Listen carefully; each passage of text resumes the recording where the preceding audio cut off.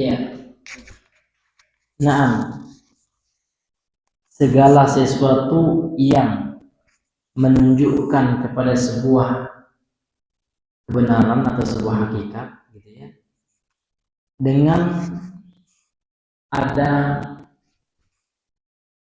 ketentuannya, kan gitu. Dengan ketentuan. Nah, itu namanya qaid. Ada qaidnya. Dia diikat dengan sesuatu. Ya, jadi muqayyad ini dia terikat dengan sesuatu, sedangkan mutlak itu dia lawan dari muqayyad itu umum dia. Walaupun nanti ada perbedaan dengan am ya. Makanya pengertian kemarin mutlak itu adalah madalla alal haqiqati bila qaid. Jadi, segala yang menunjukkan kepada sebuah hakikat ya, tanpa ada ketentuannya, lepas saja dia. Nah, contohnya fatahriru raqabatin min qabli an yatamassa. Ya, ini tentang hukuman zihar ya. Seorang suami yang menyerupakan istrinya dengan mahramnya. Contoh Rasul mengatakan anti kawahri ummi, kamu seperti punggung ibuku, maksudnya menyerupai ibunya sehingga dia tidak ada selera gitu ya. Nah, maka ucapan seperti itu Pak menghalangi dia, nggak boleh dia melakukannya lagi dengan istrinya. Dia wajib untuk memerdekakan budak. Lihat, budak di sini mutlak dia. Fatahriru raqabah. Kenapa kita bilang mutlak? Karena tidak ada pengkhususannya, tidak ada ketentuannya. Umum, raqabah nakirah. Raqabatin. Min qabli, sebelum ayyatamasa, suami istri itu kembali beraktivitas. Nah, ya. Ini contohnya Pak ya. Nah, kalau yang muqayyad ada pengkhususan ketentuan dari budak yang akan dimerdekakan itu. Makanya contohnya kemarin al-muqayyad itu fatahriru raqabatin mu'minatin. Maka hendaknya ya dimerdekakan seorang budak, namun muqayyad dia. Ada ketentuannya, yaitu seorang budak yang beriman, itu sifatnya. Jadi hampir mirip dengan khusus muqayyad ini ya. Walaupun nanti ada beberapa perbedaan. Baik, kemudian beramal dengan mutlak kemarin udah Mas. Al-amalu bil mutlak kemarin udah belum Mas? Udah ya, Masya Allah ya. Baik, sekarang berarti al-mujmal ya. Al-mujmal wal mubayyan.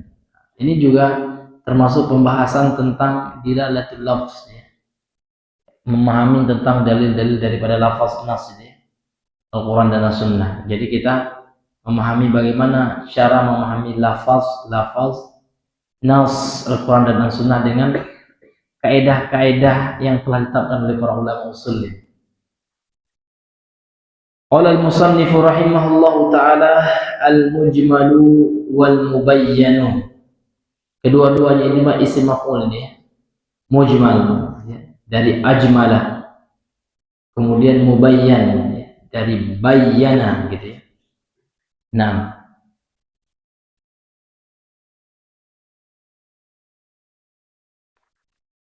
beliau berkata di sini al-mujmalu lughatan, mujmal, ta'riful mujmal ya, definisi mujmal. Kata beliau al-mujmalu lughatan, mujmal secara bahasa ya. Mujmal secara bahasa al-mubham wal majmu'am. Al-mubham. Al-mubham itu artinya sesuatu yang belum jelas, sesuatu yang samar. Ya. Maka kalau dalam ilmu bahasa Arab, ilmu nahwu ya, kalau kita belajar tentang mansubatul asma, isim-isim yang dinasabkan kan ada nanti hal. Jadi di antara contohnya ada tamyiz. Hal itu apa? Definisinya itu menjelaskan kondisi sahibul halnya, pelaku keadaan itu yang masih abhama, yang masih mubham. Ya, maka dijelaskan bagaimana keadaannya, kan gitu. Ja'a Muhammadun dhahikan misalnya. Dhahikan sebagai hal daripada Muhammad itu. Muhammad datang dalam keadaan seperti apa? Ya, tertawa gitu ya, dan seterusnya. Jadi yang mubham ini Pak, yang sama, yang belum jelas gitu. Kemudian wal majmu' yang masih umum. Majmu' ini masih umum sifatnya. Dari kata jamaah itu mengumpulkan, sehingga yang dikumpulkan itu belum jelas, ya, masih ya butuh dikhususkan atau dirinci, masih butuh dirinci. Ya, jadi mujmal ini kalau terjemahan ke dalam bahasa kita bisa diartikan global, belum rinci, lawannya adalah tafsil ya, atau rinci.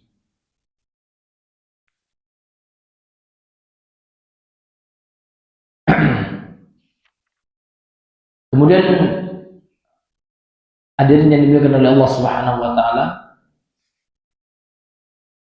wastilahan, dan secara istilah makna daripada mujmal itu adalah ma yatawaqqafu fahmul muradi minhu ala ghairihi imma fi ta'yinihi aw bayani sifatihi aw miqdarihi.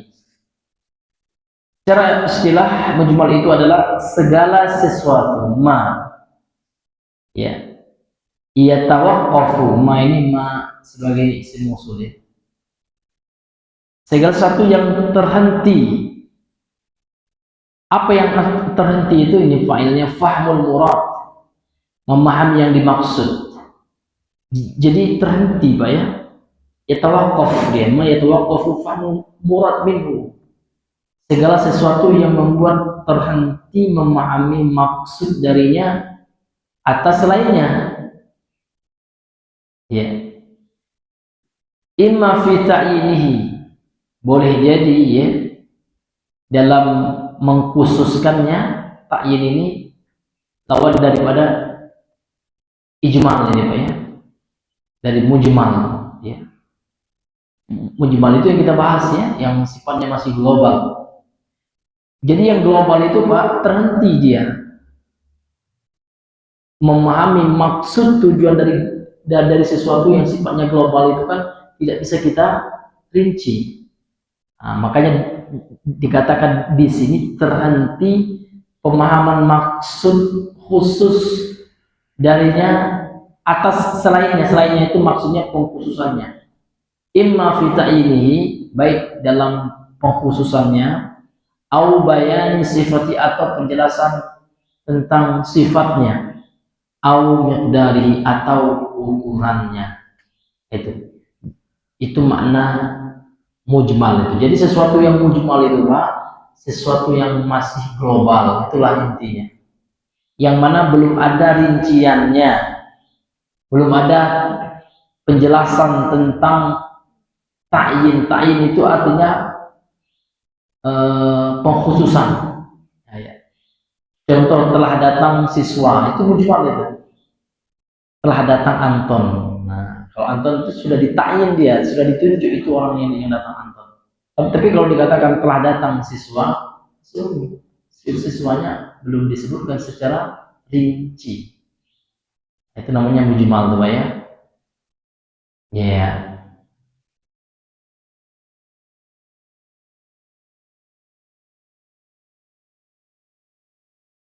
Misal ma yahtaju ila ghairihi fi ta'yinihi qauluhu ta'ala, contoh yang membutuhkan kepada selainnya, yakni penjelasan selainnya dalam mentakyin atau mengkhususkan sesuatu yang masih bersifat mujmal atau global. Nah, contohnya firman Allah dalam surah Al-Baqarah 228, Qauluhu ta'ala, firman Allah Ta'ala, wal mutallaqat yatarabbasna bi anfusihim, dan wanita-wanita yang dicerai, yang ditolak, dalam bahasa Arabnya tolak ya, bahasa kita talak, karena pakai tolak. Kalau tolak bahasa kita lebih tolak apa ya? Tidak diterima berarti kan gitu. Iya. Wal mutallaqat, dan perempuan-perempuan yang dicerai hidup ini. Kalau yang ditalak itu cerai hidup berarti Pak ya? Nggak ada yang ditalak itu cerai mati ya. Orang mati gimana bisa mentalak ya Pak ya? Iya. Ya tarabbasna, mereka menahan diri mereka untuk tidak berhias, untuk tidak dikhitbah, ya kan? Untuk tidak menerima lama tawaran, untuk tidak mau dinazor secara terang-terangan. Kalau diam-diam boleh kita nazornya ada dalilnya Pak ya? Ya diceritakan sahabat pernah nazar sahabiah tapi diam-diam. Nabi nggak melarangnya kalau memang tujuannya ingin menikahi. Tapi kalau tujuannya untuk melampiaskan syahwat, haram melihat kepada wanita itu. Tapi kalau niatnya saya ingin nikahi dia, kira cantik kan dia kan gitu, maka dia curi-curi pandang gitu, itu boleh Pak kalau niat menikahi. Tapi kalau niat menikmati, na'udzubillahi min dzalik, dosa besar itu ya. Kalau diiringi syahwat, kalau tiba-tiba itu ya dimaafkan. Tapi kalau sering-sering, karena dosa kecil memang dosa kecil ya, tapi kalau sering bisa jadi dosa besar dia. Maka dosa kecil itu ya, itu akan bisa berubah memang kalau ya esentisa apa namanya, keseringan kita lakukan ya. Ini hadirin yang misalkan melihat, misalnya kalau melihat terus setiap wanita dilihat, itu bisa jadi dosa besar, karena ulama mengatakan tidaklah ya tercipta sebuah bukit yang besar melainkan karena kerikil-kerikil yang banyak. Maka tidaklah berubah dosa menjadi dosa besar kalau bukan karena dosa kecil yang sering kan ditumpuk-tumpuk kan besar jadinya. Logikanya seperti itu.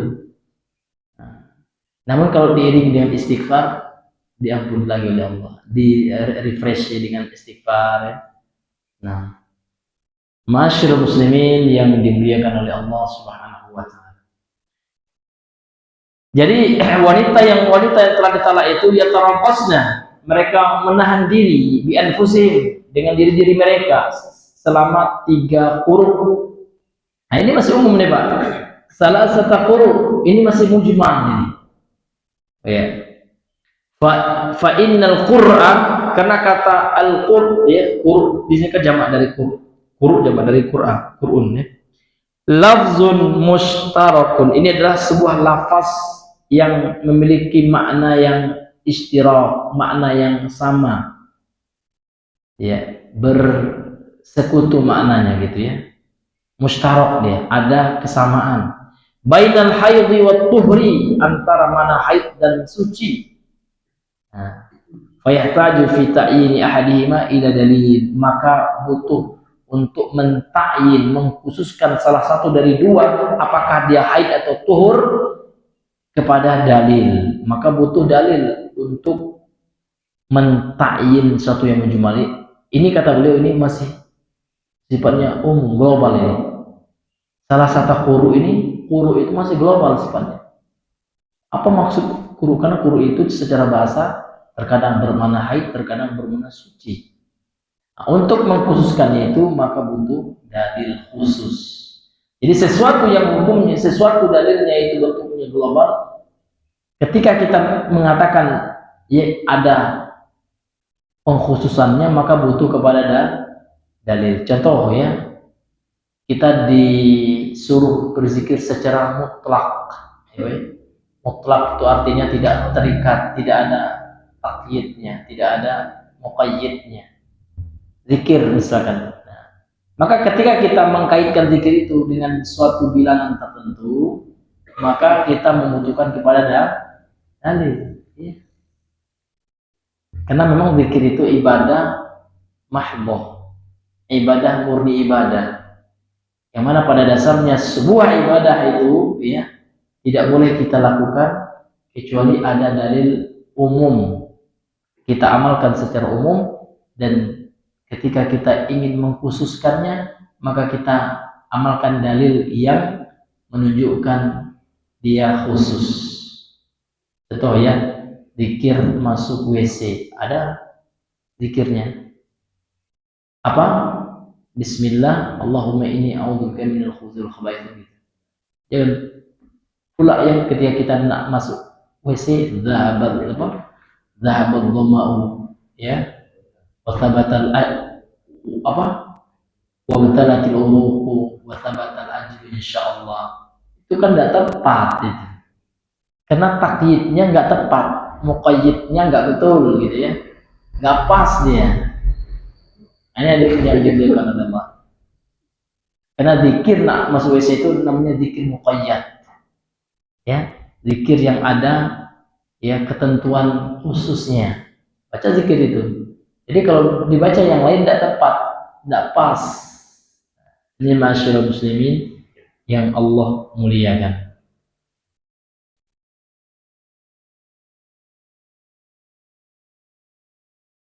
Kemudian tadi butuh ditakyin, Pak ya. Jadi suatu yang global itu butuh ditakyin dia, dikhususkan. Kemudian butuh dijelaskan sifatnya. Karena masih umum dia sifatnya. Wa mithalu ma yahtaju ila ghairi fi bayani sifatihi, dan contoh dari sesuatu yang sifatnya mujmal atau yang sifatnya global, yahtaju ila ghairi, butuh kepada selainnya, fi bayani, dalam menjelaskan sifatihi, sifatnya. Contohnya lah qauluhu ta'ala, firman Allah Ta'ala, aqimus salata, dalam surah Al-Baqarah 43, dirikanlah salat. Fa inna kaifiyata iqamati salati majhulatun tahtaju ila bayanin, karena kaifiyah, tata cara mendirikan salat itu belum dijelaskan dalam Al-Quran, sifatnya masih belum diketahui atau majhul ya, maka butuh kepada dalil yang menjelaskan sifat daripada sholat tersebut. Maka butuh hadis bagaimana kaifiyah sholat, tata cara sholat itu. Nah, ini berarti dalilnya masih mujmal, masih global gitu ya, yang membutuhkan penjelasan lanjut. Itu yang mujmal. Jadi gampang aja, mujmal itu global ya. Jadi lafaz-lafaz yang sifatnya masih global, yang membutuhkan pengkhususan, dalil yang mentakyinnya dan dalil yang menjelaskan sifatnya. Nah, itu. Wa mithalu ma yahtaju ila ghairi fi bayani miqdarihi qauluhu ta'ala, dan contoh yang membutuhkan kepada selainnya dalam menjelaskan ukurannya adalah firman Allah Ta'ala, wa atuz zakata, dan tunaikanlah zakat, berikanlah zakat, maksud tunaikanlah zakat di surah Al-Baqarah 43 itu, fa inna miqdar zakati al-wajibati majhulun yahtaju ila bayanin, karena ukuran ya zakat yang wajib itu Pak, kalau dalam Al-Quran masih global sifatnya, yang membutuhkan penjelasan berapa ukurannya. Contoh zakat pertanian, zakat peternakan, zakat urudut tijarah atau perniagaan, ya kan? Zakat emas, zakat perak, nah itu butuh kepada rincian ukurannya, nominalnya berapa. Ini Pak ya, wallahu taala a'lam bishawab ya. Nah, baik ya, karena sudah jam 6 ya, maksudnya mungkin kita ya cukup di sini juga agak mulas Pak ya, gitu ya. Nah, ya mudah-mudahan yang sedikit ini bisa kita ambil pelajaran ya. Wallahu taala a'lam bishawab. Subhanakallahumma bihamdik, asyhadu an la ilaha illa anta, astaghfiruka wa atubu ilaik. Assalamualaikum warahmatullahi wabarakatuh. mulas mas tadi. Ya.